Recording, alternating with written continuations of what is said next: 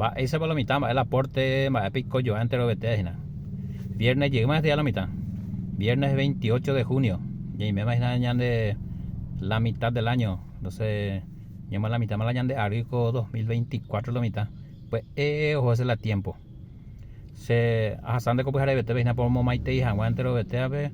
A ver, y a me en barete, lleva fuerza a todos. La vida sigue, siguen los sueños, siguen los anhelos, ¿verdad? Y hay que perseguir esos sueños y esos anhelos. Aniclo mitad de cane oti. De Paraguay yo cogí allá, de Embapón, de Anaheim. Entonces hay que trabajar, hay que apostar por la familia, hay que apostar por la vida. Entonces hay que seguir adelante, pase lo que pase, la mitad ya de Anaheim. Porque la vida es así, tiene sus circunstancias, tiene a veces sus altas y sus bajas, ¿verdad? Entonces hay que saber sobrellevarnos a todas las circunstancias que se nos presentan en esta vida. Mucha fuerza, que Dios le bendiga a todos y éxitos para este fin de semana.